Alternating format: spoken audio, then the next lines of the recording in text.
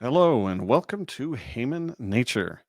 On this crossover episode with the great Bob Murphy, we have a very unscripted conversation about the Wuhan lab leak theory and how the narrative had changed and who should go to jail, maybe, and what the presidential pardons in this arena mean. And then we also talk about time travel and whether you should go back and kill baby Hitler if you had that opportunity. And then we have a bunch of other philosophical, ethical discussions in a similar vein. And this one, like all of them, I think, is an awful lot of fun. So please enjoy my conversation with Bob Murphy. Human Nature, a journey in search of a peaceful and prosperous society with human nature as a guide. Led by your host, Adam Heyman. Hello there, Bob. Hello, Adam. Well, I thought I had a gotcha that you didn't. I was going to allege that you needed to change your backdrop, but I see you actually did. So, do you want to comment Look on at that? that. Look at that. This sign used to say "Free Ross" when we were waving it at Donald Trump, telling him he needs to free Ross Ulbricht when he came and spoke at the Libertarian National Convention in May of last year in Washington, D.C. Then my lovely wife went and cut it in half and assembled it as you see there, saying "Ross free," to demonstrate the fact that the man followed through on his promise and he let that guy who got 2 double life sentences plus 40 years for creating a website in an ultimate travesty of justice. They let that guy out of jail, and I couldn't be happier. And it went from a imperative statement to a declarative one, I believe. Something like that. Yeah, it's very good. I Okay. thought free Ross was okay too, except it went from a demand to like just a description. Look over there, that's free Ross. Oh, okay. Yeah. But my wife's a stickler, so she cut it Yeah. in half and Yeah. reassembled it. Also, I like it. Just reminds me of the interview with a zombie, like Ross free. it. Yeah, I tend to speak like that when I'm hungry, especially. Well, the news hook for today, folks, that Adam and I decided upon was the CIA has come out and turns out, you remember the whole COVID thing? Apparently, there was a lab or something in this strange Chinese city that has something to do with it. So it's a novel theory that they're entertaining at this point. And Adam has done more research on this. And so I'm going to hand it over to you, Adam. What can you tell the good folks that maybe just saw some headlines and they didn't bother to go read it? Well, I want to assure the good folks that I've done the bare minimum of research for this particular show. But I thought it interesting that if you go look at the Wikipedia entry for Wuhan lab leak theory, or however it's described, it still says that's a pure conspiracy theory that only lunatics think. Lunatics like the FBI director Christopher Wray, who just said that the FBI has for quite some time now assessed that the origins of the pandemic are most likely a potential lab incident, which means he's only, a couple years behind Jon Stewart, who famously said, "You're telling me that the Wuhan lab of virology in the town of Wuhan, where the virus was first discovered in Wuhan, China, you're telling me those things are related?" Well, what's interesting is even with that quote, he's saying for some time now, like, Yep. was that his tune in October? If somebody asked him, would he have said for some time less 4 months? You understand what I'm getting at? I do. And if this agent of the government is saying that, it makes me wonder what other agents of the government knew that, which makes me wonder why it was so important for one Joe Biden on his way out of office to pardon Anthony Fauci. Why would he need to do that? Did he know, despite everything he said, that this was something that came out of a lab? Well, if I recall correctly, the pardon was pretty specific, like limited to a 27-hour period and saying alleged jaywalking and saying no, that right? You would think that a pardon would have to be tied to a specific time and a particular crime, but no, I believe this pardon was open-ended, not tied to any crime, and going back 10 years, I believe. Yeah, right. I think it was 2014, right? I That's how think far so. back- Yeah. So for folks at home, in case our wit is too much for you, what we're getting at is that, yeah, the pardon that Biden gave to Fauci was open-ended, wasn't for a particular thing. It was going, had a timetable of going anything he may have done from 2014 to, I guess, the time of the pardon being issued that Anthony Fauci can't be prosecuted for, or, he's given a pardon for, whatever the terminology would be, but open-ended. And so Adam's theory is that, yeah, since now it's coming out and all these organizations, so it's not just the FBI, right? It's also the CIA. Those were the headlines I saw, that CIA admits lab leak hypothesis has credence or something like that. Yeah, I saw that headline too. And if you remember just how many media elements in this country, mainstream ones, are just saying this is all just kooky right-wing racism. I even saw a transcript of an episode recently by NPR talking about courageous scientists who are promoting the truth of the lab leak theory in the face of, media is trying to keep them quiet. Even NPR is admitting that this thing came out of the Wuhan lab. Well, here, let me just, while this is on the top of my mind here, remind folks of some of the ping-ponging. When it first, I'm talking January of 2020, when there were reports of, hey, some kind of contagious thing going on in China, remember? And so it was either January or February. I'm almost positive it was one of those 2 months. There was some kind of Silicon Valley event, industry event, that they either canceled it or they didn't let people from China attend. And that was criticized by leftist progressives as being incredibly racist and anti-scientific. They're just like, oh yeah, you right-wingers, you're germaphobes, and then anything foreign is going to make me sick, and just overreaction, and why don't you go consult the scientists on that? So that was interesting. And then, of course, early on, the message was, don't use masks if you're the general public. Just, wash your hands and stuff, because, the point is you got to reserve the mask for the, they didn't say that. If they had said, because we want to reserve the mask for healthcare workers, everyone would have freaked out and worn masks. No, it was, no, that masks don't do anything. You don't need to do it, but don't worry about it. And then only later did it change. And Fauci even admitted, he didn't use the verb lie, but he admitted that, yeah, we knew, we had to tell the public that because we needed to reserve the masks in the early stages because there weren't enough to go around, and we had to reserve them for healthcare workers. So he even admitted down the road that, when people asked him, why did you guys switch your guidance on masks? But also, just to go along with what we're saying here, that there was a period, so after the initial thing, and then when it was, people were wondering, was there a lab leak? And you're right, that was just utter nut job stuff.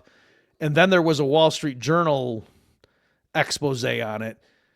And I think that came out in early 2021, right? Or was it 2022? I can't remember how long the blackout period was, where it was just utter nut job conspiracy stuff.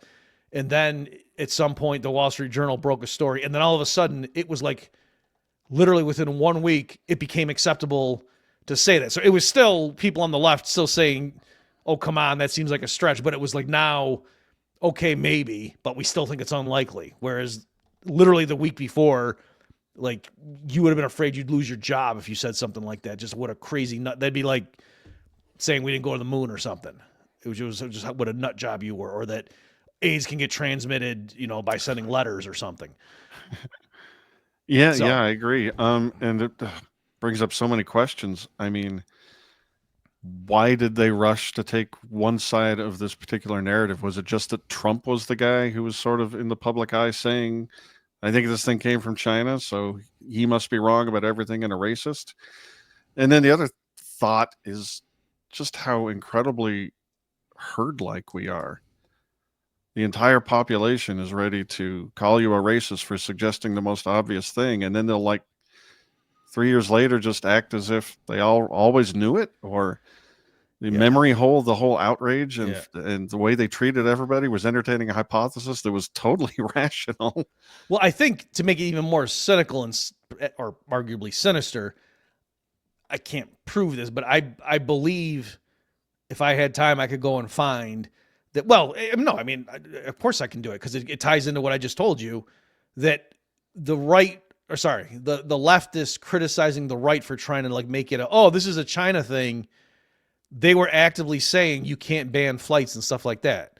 And so I think part of it was, well, no, because if the public believes this is a thing about China, then they're just going to say, well, let's just not let people from China come over here, as opposed to let's completely take over U.S. life and, you know, regulate everything and, you know, put arrows down in the Walmart and say how you got to walk. And so, do you get what I'm saying? That if Americans thought this is a thing that started in China, there might be, the initial thing might be, well, no, instead of just taking over our lives and having lockdowns, why don't we just cut off international travel as a first step and see how it plays out? And I think maybe the initial panic would have subsided, and it might have been hard to do the 2 weeks. Don't worry, everyone, we'll lift the lockdowns in 2 weeks to flatten the curve. That's my guess. They needed to push that stuff through. And so that was part of the reason why they had to knock down early on the stuff about maybe it's coming from China, because, you know, they wanted to, otherwise the public could have been shunted onto, well, geez, if it's coming from China, then the thing is just to, you know, cut off flights. Yeah, that could be. I don't know. They look to me, if I remember back, I mean, Nancy Pelosi was saying, you know, come on down to Chinatown and shop. You know, this is not a problem. Don't be a racist. I just don't think people were thinking very clearly from these leadership positions. And then they scared the public so bad that we started looking to them to just make up like anti-scientific rules for us to follow, like the 6 feet social distancing rule that Anthony Fauci later just admitted just didn't. It's not based on any science, not even a weak scientific study. He just said, I think it just sort of appeared one day, as if from heaven. But by the way, I want to clarify, because even now, the alternative hypothesis was not that it started in Texas. The alternative, like everyone knew, like it originated or where ground zero was, but the issue was just, was it a leak from a lab in Wuhan, or was it like in the open air markets or something? Was that like the other theory, that some guy just, you know, got it from food that was out in the stall or something? So either way, you could say, well, what? But I'm just saying, I think the reaction of Americans, especially with Donald Trump being president, as to how should we deal with this, would have been different if it was, there was a leak in the, you know, Stephen King lab in China, versus it was just a naturally occurring thing. And, oh yeah, these things happen.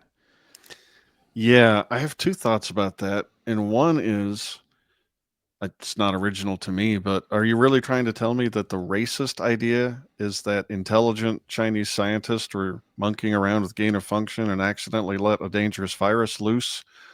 Or all the weird things you have to assume about wet markets and pangolins and what Chinese people eat and do? Which one of those strikes you as the racist thing? And then, as far as just, you know, the idea that back early in 2020, shutting off travel from China would have helped, I don't know if that was ever plausible, because I remember the scenes of death and despair coming from Italy being pretty quick.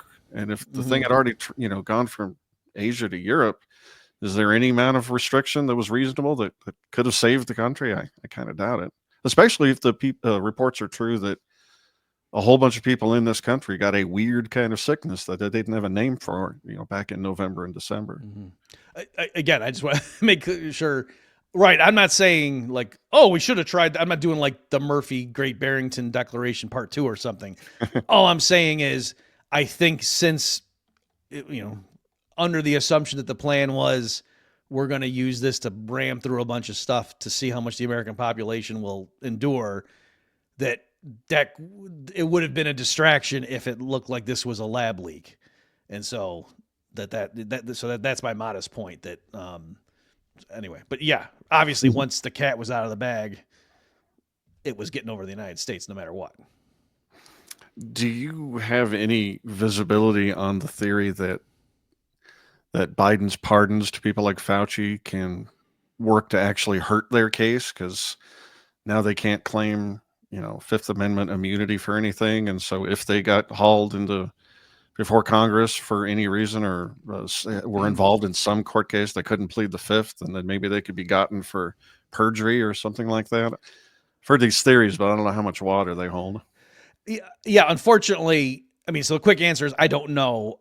And I've heard some people like being asked that like, I think Tom had Robert Barnes on, and I don't know if he literally asked it, but something along those lines. And like the conversation shifted, right? So I have not seen from somebody who has definite legal background to say whether that is literally true, but I certainly think in terms of the grand scheme and whatever, that it's way more important to me that the public learned, or the portion of the public that cares and is willing to spend 10 hours investigating this stuff, that the truth is, becomes available, as opposed to the 20 most responsible people end up going to prison. Like, in the grand scheme, that's not, you know what I mean? Like, yeah, I understand people's desire for justice, but I would much rather it be that everybody knows what the heck happened.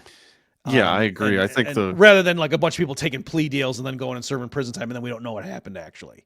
No, I agree with you. I think the clear win is the thing that looks like an admission of guilt. And I don't think any of these people would have ever been prosecuted either anyway. Mm-hmm. And I'm not eager for them to necessarily be prosecuted. I don't have any faith that would happen, because how do you get the people in charge of the justice system that's been weaponized against you to actually investigate itself or anything like that? I think the win we got with these pardons and the optics of it is more than enough. And even just to go further, so you know what you said, that, and I've seen people say that too, that, oh, now we got leverage, whereas before they could just plead the fifth and say, well, no, because I might go to prison for this stuff, I don't have to say anything, and you couldn't compel them. But now that element's off the table, you could subpoena them, and and they have to testify, or else be held in contempt or something. So besides that, though, just give it time, and a bunch of these people are going to write books. Just talking about, and they'll of course spin it. Like, the context here is, just before we did this, I was doing research. I'm probably going to do a human action podcast episode on. It wasn't on my radar. Maybe other people are like, yeah, Bob, how did you miss this? But like a year ago, PBS dropped a documentary on easy money. And it's like going through, and at first it's like, what? And it's like half of what you would want. Have you heard of it? No. Okay, yeah, because I was like, how did I miss this? I mean, it's got over 1 million views and stuff. Oh, wow. And it's the guy went through, and he is interviewing all the right people, like Neil Cash Carey and these other people, but they're all being very self-serving about it. You know what I mean? Like, all the Fed officials, yeah, we were just trying to get the banks to lend more, and they just took it and started buying assets with it. And, what could we do? And geez, these greedy bankers, but you know what I mean? So they're all covering their butt and making it sound like this is but they're all talking about what happened, and it's giving more insight into it. Whereas, yeah, if any of them thought, oh, I might be prosecuted for this, they would just keep their mouth shut. So I think, yeah, with here, just giving it time, eventually more and more of these people, just because they're narcissists or whatever, are going to want to talk about, it's people like being at the center of attention. Indeed. And so whether it's Fauci himself, you would think he would have the good sense to keep his mouth shut, but he also said he was the science and, all that stuff too. So anyway, I think, yeah, a lot of these people, give it some time, and when it dies down a little bit, are going to come forward, and we're going to learn a lot more, because again, they're going to feel the freedom to speak freely, knowing, yeah, this can't end up, boomeranging on me in terms of legal consequences. It does bring up a point, and again, Tom Woods has said this quite a bit about, we've talked about the science. What about the history? We've seen how weird the history has been over the last, just handful of years, and the narratives that are being promoted by all the keepers of record, so to speak, are just all wrong. And do those things get corrected over time, or how often do they?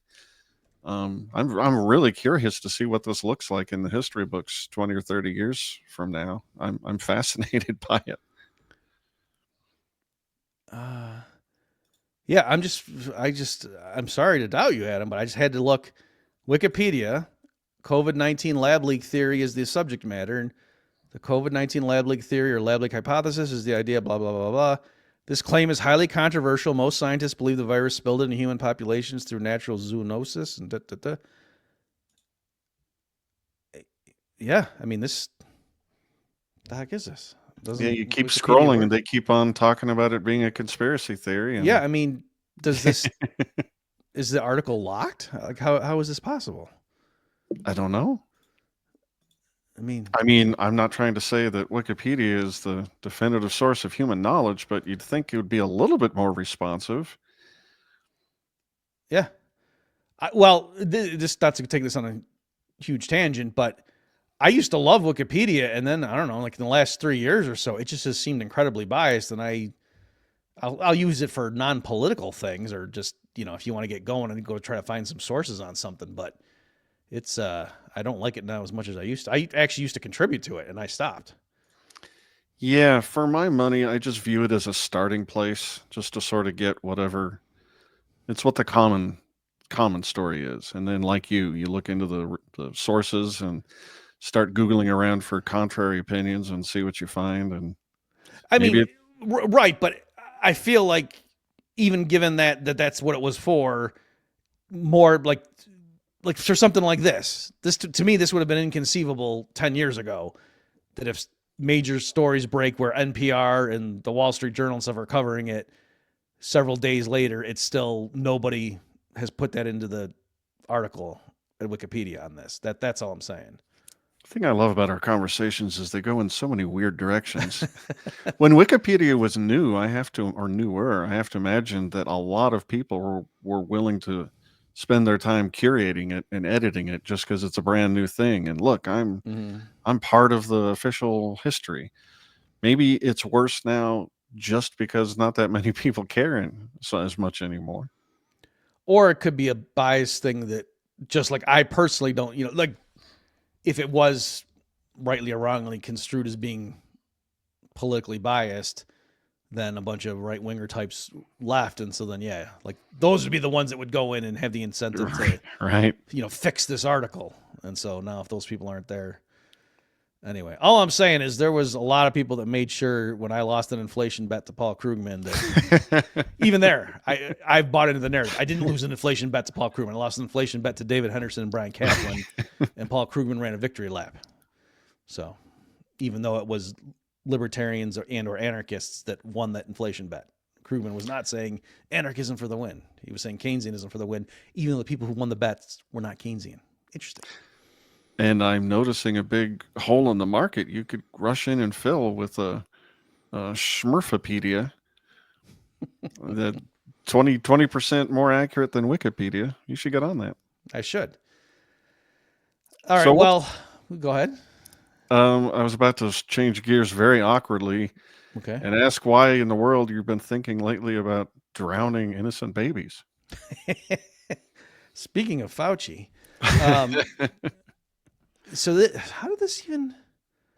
For whatever reason, on Twitter recently, this thing was making the rounds about. If somebody said if you could go back in time and kill, the baby of some famous historical figure, who would it be? And then people were arguing about that. So, obviously the most popular answer, survey says Adolf Hitler, but other people and my feed, of course, were throwing stuff out, Woodrow Wilson or whoever, Karl Marx, stuff like that. And then I just thought, I think this is worth Adam and me talking about for a few minutes, this whole premise about, using the time machine and going back and killing baby Hitler and whatnot. Like the more I was thinking about this, the nuttier the whole thing was. And I don't just mean because time machines don't exist as far as we know. So I don't know. Do you want me to start riffing, or what do you want? I'll put my flag in the ground just to see, just because we haven't talked about this. So we all know the famous question, would you or wouldn't you? And then a whole bunch of ethical considerations spin out, Holocausts and innocent infants and all that. I think the question's kind of silly too, because if you accept the premise that the future is not set and you can go back in time and change it, I think there's all sorts of things you could do to make sure that Hitler didn't rise to power and create the Holocaust other than killing an innocent baby. I think just being a little bit more supportive of a struggling artist's career probably would have done it. Yep. So it's weird that everyone just leaps immediately to murder as the solution. Right. Okay, great. Yeah. So just on that vein, I had jotted some things too, like you could have been a mentor to the kid. You could have just really just inundated him with all kinds of great Austrian works and stuff, and got him to go down the path of classical liberalism. If you wanted to do something edgy, you could have seduced his mom before she had him and then been a homewrecker, if you wanted to be just a bad boy about it, and would it be worth it? So there's all that kind of stuff. But just even in general, just the butterfly effect. I mean, strictly speaking, if you did anything, if you change the direction of a stop sign or something, that might alter the course of history, and then he doesn't rise to, or more, you could print out the proof of Fermat's last theorem before you get in the time machine and go back, and then go give it to some mathematician. That would clearly change the path of history. Indeed, probably, all sorts of stuff you could do. And like you're saying, Adam, why is it that we pick that? And then also, even in terms of the morality, I think most people would say, well, what if you went back in time and killed Hitler's mom before she got pregnant with him? And I think most people would say, well, no, you can't kill an innocent person. Okay, but the baby's not guilty at that point either. You know what I mean? So there's all that weirdness. You say that, but the baby's name is still Adolf. Yeah. So there's that. How innocent could he be? Right. And then I was thinking about it, and the whole premise of you going back and being able to change the future means there must be a multiverse, right? So I think you can have models of time travel where there really is just one timeline period, but then you can't obviously change history. Do you get what I'm saying? Like, so it's conceivable if you went back in time and didn't kill yourself or your grandpa or something and didn't do anything, and then it could just be like, oh no, you actually did it all along. Like, you could even go back in time and give the inventor the plans for how to build a time machine, and that could all be consistent if there's one timeline. But you couldn't go back in time and make it so the Holocaust never happened, because for one thing, you wouldn't be born, and that timeline, you are never born with your DNA, so this is not going to happen. So clearly, to avoid a paradox, there must be a multiverse, in which case you going back in time and doing some stuff, and then you going, then you either traveling back with a time machine or just living back there and then getting older and growing up into a different future world. The Holocaust still happens in the other timeline. Right. You know what I mean? So really it's not like you spared anybody. Yeah. It's just like you went upstream and then took a different tributary, and like, it's just where you decide to go on your adventures, as if Doctor Who is carting you around or something. But it's not like you saved anybody's life. But now what you did in terms of your great adventures with the time machine is, what it's like, how it feels to murder a baby. And it's like, what the hell? So, you could go hang out with Jack Kerouac, or you could drown a baby. Well, but either way, you're not saving anybody's life. That's very good analysis as far as multiverses go. The only pushback I would give is I think it's futile to try and make time travel scenarios make sense, because they just don't make sense. My favorite joke on this whole subject, I'm sure it's not, again, new, but can I tell it? Obviously, we got to take up some time I somehow. have to take up a little more time. We're only at 26 minutes. Right, we haven't even had our first commercial break. Yeah, I'm going to butcher the joke just a little bit, but it's along these same premises. As people are gathered together, they got a time machine. They're going to send a guy back to go kill baby Hitler. So he gets in there, and the machine goes whoosh, off he goes. But something gets screwed up. He goes to the wrong time, the wrong place, and he ends up killing baby Woodrow Wilson. So he does that. He comes back and says, "I'm sorry, guys. It's all messed up. I couldn't kill Hitler. I killed Woodrow Wilson instead." And the response, of course, is, "Who's Hitler?" Because World War I caused World War II. You all get it. It's not a great joke, but it's my favorite joke. What would be good is if you said "Who's Hitler" in German to imply that because we didn't have the wise Woodrow Wilson, then we got taken over. Exactly. That's another level I didn't think about. So another thing I don't like about the whole premise of it is it solidifies the idea that Hitler was this uniquely awful person in history, as opposed to Stalin or whatever. So besides just the creepiness of it and whatever, again, the fact that it's always just axiomatic that, would you go do it for Hitler? And he's just always the go-to, the worst person in history, or you might say Judas of Iscariot or something. But other than that, it's Hitler is always the go-to guy. And, it's, I suppose when I was younger that, I just took that for granted, and it's not like it bothered me like, he gets a bad rep. He's misunderstood. That's not what I'm saying. But it certainly does, serve to underscore the myth, and as we've seen now with recent political events and the freak out people had with Darryl Cooper being on Tucker's show and everything, of how much people just, no, I mean, Nazi Germany was bad and the U.S. had to go in. If we didn't have World War II, it's, by the way, this is kind of funny. So I recently, Adam, had Zero Hedge hosted a debate between me and this other guy on MMT versus Austrian economics. Nathan Tankus is the guy's name. I saw And it.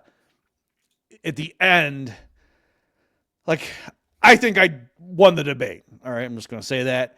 And then at the end, I thought I handily beat him just in terms of my arguments, but also I just think I was more prepared. And Nathan, for whatever reason, it looked like he was winging it and didn't have his opening remarks prepared. But in any event, so I thought, okay, I got this in the bag. And then right the last thing, the host is giving me a softball. He just kind of matter-of-factly says, Bob, what about, certain things that the U.S. government could do, like World War II, you might not like how they financed it or something, but I mean, the government spending money to go save the world or free the world. He was asking me about fiscal policy. And I could have just let it go, right? Like, it was not my moral responsibility, but I thought, no, I'm going to alienate half the Zero Hedge audience and say, just for the record, I dispute the claim that the U.S. had to enter World War II to free the world. And that, half of Europe fell to Stalin. We had Korea and the Vietnam Wars after. It's not obvious to me that the U.S. entry into World War II was a good thing for, human liberty or something. And the host was kind of taken aback. I'll even say this, too. The host afterwards, when we were done recording, said, it's funny, Bob, because when you said, well, I know I'm probably going to alienate the people that were with me up till now, I've thought, Bob, what could you possibly say? And then I was like, oh. So anyway, it was, my heart goes out to all of you. I see what you did there. Yeah. I thought it was a great moment. I was surprised you went for it, but then again, I know you, so maybe I shouldn't have been surprised. Oh, sorry, I forgot the punchline. The punchline was, I thought, how can I ever look Scott Horton in the eye again if I just let this go? Exactly. That was the thing. It brings up an interesting point. I think the human brain, who's not a historian, just kind of has to have simple narratives or they can't hold it in their head. So I get how people just end up walking away with, what do you know about World War II? Adolf Hitler was a unique evil. He murdered a bunch of people for racist reasons, and it was very bloody and destructive. But obviously that's way too simplistic, and I don't know how I feel about it. It's not like I expect my mechanic to know all the details here. And if the average guy can only understand simple narratives, what should the simple narrative be? And I don't have an answer to that. But since you and I are just riffing here, and you mentioned Darryl Cooper, I am very much looking forward to his treatment of World War II. I haven't seen the prologue yet or listened to it, but I believe it's from the perspective of Germany. Not like they're good people or anything, but they are human beings and they had motives and reasons. And I'm fascinated to see what that looks like with a bunch of diligent research. And I think he's right. I mean, there are obviously more off ramps than people understand about how to prevent the Holocaust. If all the belligerents were wiser, it obviously could have stopped. Didn't have to happen, and it's not just Hitler's fault. Yep. Yeah. I'm really looking forward to that as well. By the way, I should just mention, so Darryl Cooper is the Martyrmade podcast, and he had a really good. What do you remember, Adam? The name of the Israel Palestine? Yeah, it's called Fear and Loathing in the New Jerusalem. Yeah, and what's interesting about it is people who come to know Darryl, and especially like if you're introduced to him via the Babylon Bee guys or something, or James Lindsay at this point, unfortunately, like you would just think, oh yeah, it's because he's just a seething Jew hater and that's his. And no, that series, it starts out with a harrowing account of like if you were a Jewish person and all of a sudden all your neighbors just went nuts and hunted you down in a pogrom, and then it's like and really making it visceral and feeling real. He to understand the motivation for why Zionism came to be. And he created a continent-wide, multi-generational, very visceral impetus for why the Jewish people would want a homeland and want to be Zionists, especially in the day and age where the globe still considered colonialism kind of normal. Now we think it's a unique evil and, an oppressive, but back then when they were contemplating this, it was 1890 something or other.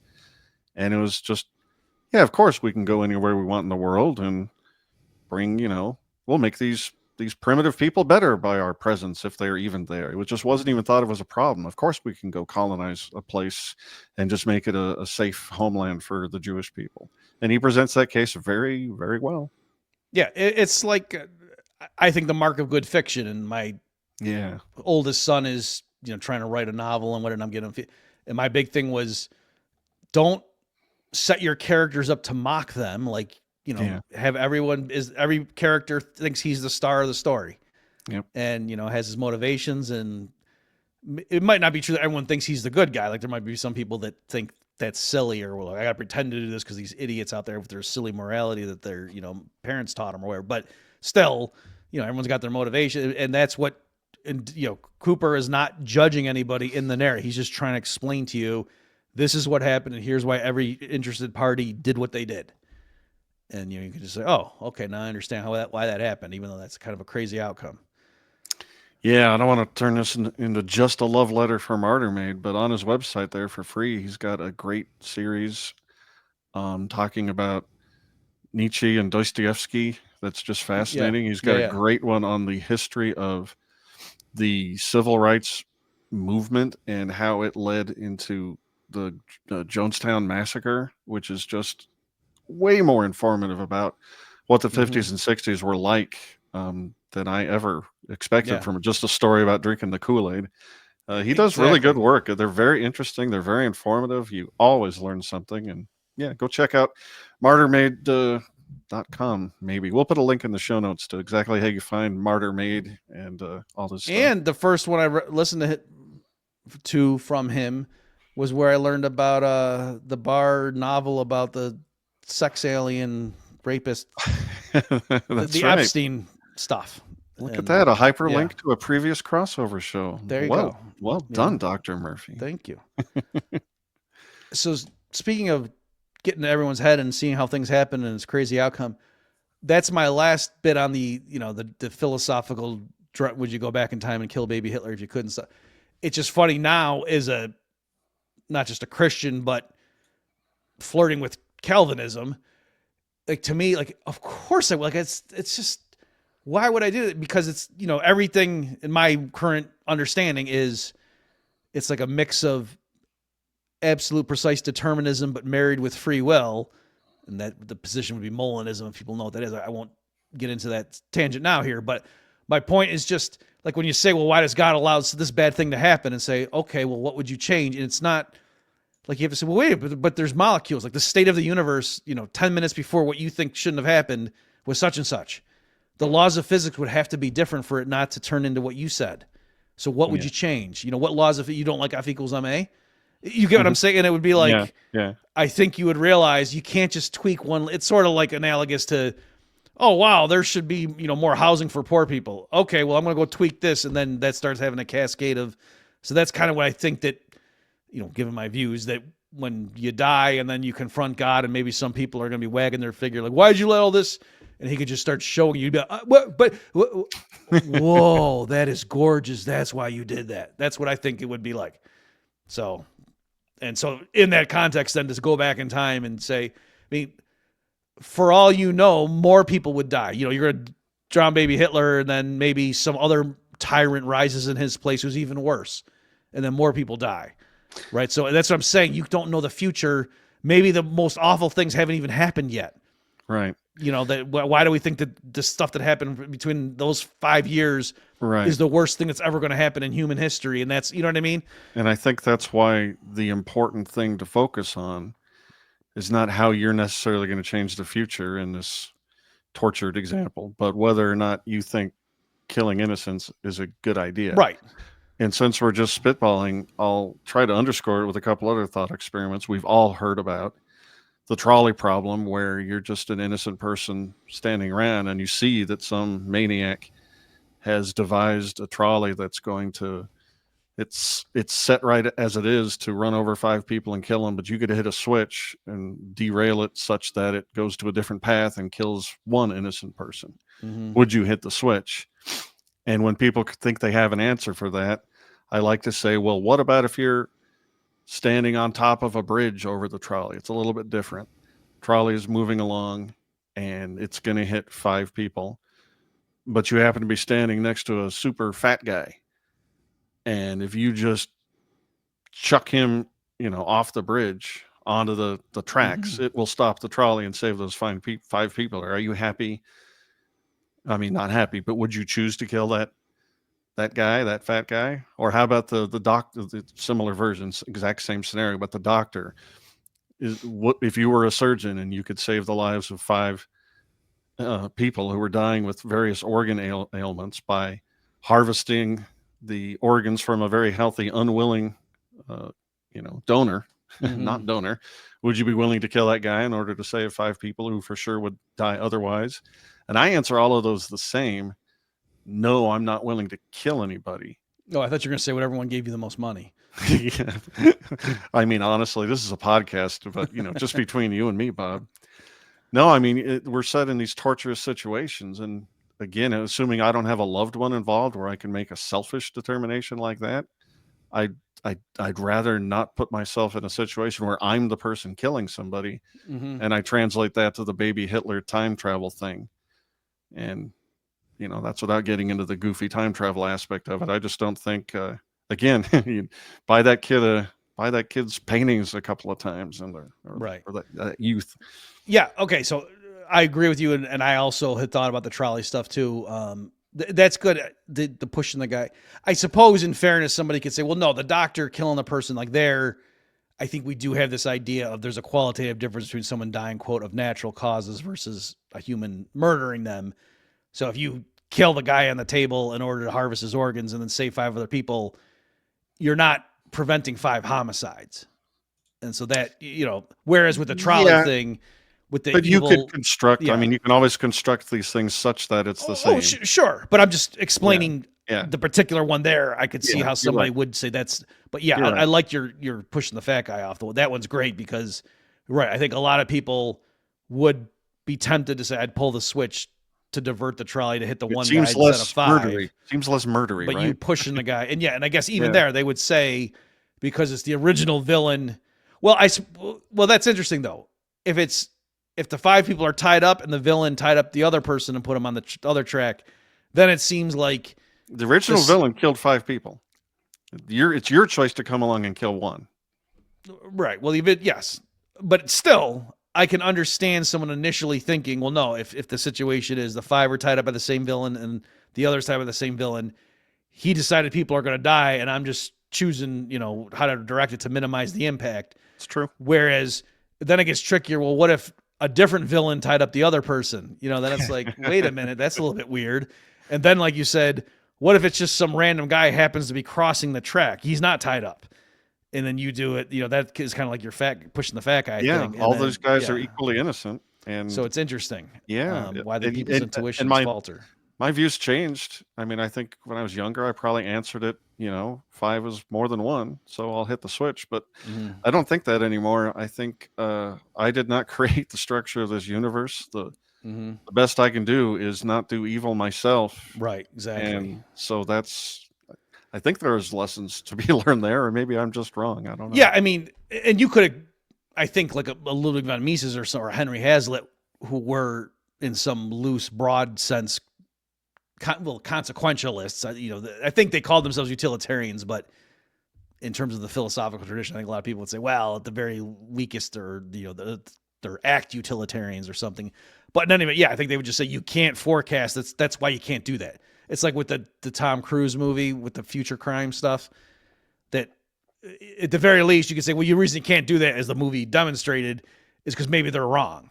You know what I mean? So you wouldn't want to give any government that power to punish people before they actually did a crime, because that could be abused so much, or even honest or earnestly applied incorrectly. So that's one reason. But also, just in general, if my kid needs a medical treatment, would I go murder somebody else? Like, no. You know what I mean? Like it's so if you can't do that, then you can see so that's why, even if I could go back in time, and if I knew if I kill Hitler as a kid, these other people don't die, that's like, you can't do that. You can't kill innocent people. Like, end of story. And so there. Did you ever see, Adam? It was the hilarious thing. it was on Facebook. I saw it back when I used to go on Facebook that this dad is showing the kid's probably 2. And he's going, here, I got, Timmy, and I set up the trolley problem. And he had like Thomas the Tank Engine or something, tracks. And he had, the people like the superheroes or something tied up, and they were 5 on one and 1 on the other. And I said, now, Tommy, what would you do? And he picked the train and he smashed the 5 people and went, bah! So that was Tommy's solution. So, I mean, he had a point. He went bah. Good stuff. You got any more? Got any more nuggets of wisdom for us, Bob? I think I'm good. Yeah. So don't kill babies, folks. And if you do, use a very anthropomorphic train engine, and go bah. All right, this was a good one. It went all over the place, but I thought it was informative. Can you just imagine poor Mrs. Hitler goes into the bathroom and sees some guy with strange garb on, and he does that, and he goes, bah, and he jumps into a machine and disappears. I know for certain she would have been prosecuted by the good German authorities for child murder. All right, I think we'll wrap there. We've riffed long enough. Thank you very much, Bob. This was great. And for the 3 of you still listening, we appreciate it. Yeah, I'm really sorry. Go check out, if you haven't already, thebobmurphyshow.com and Heyman Nature on YouTube and heymannature.substack.com. Both Bob and I do extra stuff over there when we're not crossing each other over. Thank you much, Dr. Murphy, and thank you, ladies and gentlemen.